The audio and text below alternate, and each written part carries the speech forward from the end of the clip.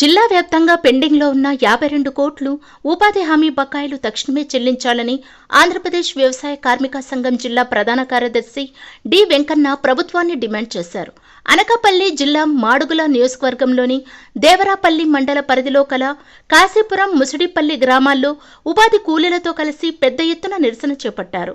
అనంతరం ఆయన మాట్లాడుతూ ఏప్రిల్ 1 నాటికి జిల్లా వ్యాప్తంగా దాదాపుగా 52 కోట్ల బకాయిలు ఉన్నాయని తెలిపారు. సకాలంలో బకాయిలు చెల్లింపులు చేయని సంబంధించిన శాఖపై కూలీలు కేసులు పెట్టుకునే అవకాశం చట్టంలో ఉందని, అటువంటప్పుడు కూలీలు ఎందుకు ప్రభుత్వంపై కేసులు పెట్టకూడదో సమాధానం చెప్పాలని ప్రశ్నించారు. ఆ పరిస్థితి రాకముందే తక్షణమే బకాయిలు చెల్లించాలని డిమాండ్ చేశారు.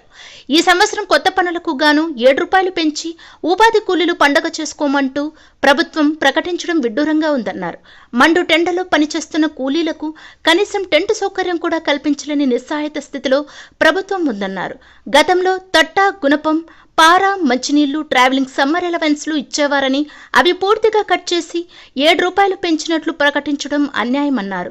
మెటీరియల్ ఛార్జీలు విపరీతంగా పెంచేసి కూలీలు పొట్టగొడుతున్నారని ఆగ్రహం వ్యక్తం చేశారు. నేల కాటకపోవడంతో కూలీలు నీళ్లు మోసుకొని నేలను తడిపి పనిచేస్తున్నారని, గట్టి నేలకు అదనంగా డబ్బులు ఇవ్వాలని డిమాండ్ చేశారు. అనకాపల్లి జిల్లాలోని ఉపాధి కూలీలకి చెల్లించవలసినటువంటి 52 కోట్ల రూపాయలు బకాయిలు ఏదైతే ఉన్నాయో ఆ బకాయిలు తక్షణమే చెల్లించాలని చెప్పేసి ఆంధ్రప్రదేశ్ వ్యవసాయ కార్మిక సంఘం ఈ ప్రభుత్వాన్ని డిమాండ్ చేస్తూ ఉంది.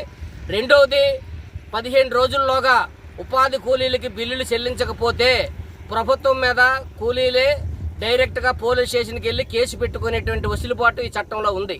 అందుకని ఈ ప్రభుత్వం మీద కూలీలు ఎందుకు కేసు పెట్టకూడదని చెప్పేసి మేము ప్రశ్నిస్తా ఉన్నాం. 9 వారాల నుండి బకాయిలు చెల్లించుకుంటా కూలీల్ని ముప్పు తిప్పలు పెట్టి పనులు కల్పించుకుంటా తీవ్రమైనటువంటి ఇబ్బందులు పడినటువంటి పరిస్థితి ఈరోజు కనిపిస్తూ ఉంది. కొత్త పనులు అటువంటివి ఏప్రిల్ 1 నుంచి ప్రారంభించారు. పాత పనులకు 9 వారాల నుంచి బకాయిలు రావట్లేదు.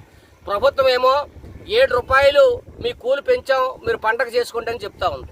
₹7 కూలి పెంచడం అనేటువంటిది అత్యంత దుర్మార్గమైనటువంటి చర్య.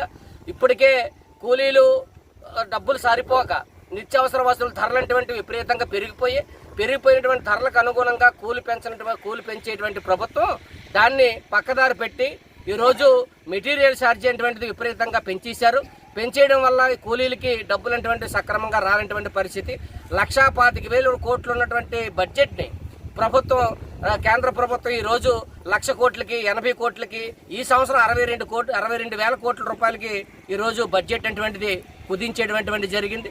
దీనివల్ల కూలీలకి రావాల్సినటువంటి డబ్బులు కూడా సక్రమంగా వచ్చేటువంటి పరిస్థితి ఈరోజు కనిపించట్లేదు. అందుకని ఈ రాష్ట్ర ప్రభుత్వం కానీ కేంద్ర ప్రభుత్వం కానీ ఉపాధి కూలీల పట్ల నిర్లక్ష్యంగా ఉంది. ఉపాధి కూలీలు ఉసురు ఈరోజు తీస్తూ ఉంది. అందుకని ఇటువంటి చర్యలకు పాల్పడితే రానున్న రోజుల్లో తీవ్రమైనటువంటి ఇబ్బందులు వస్తాయి. ఉపాధి కూలీ ఆ చట్టం ఏదైతే ఉందో ఆ చట్టాన్ని ఇప్పటికే ప్రభుత్వం నిర్వీర్యం చేసింది.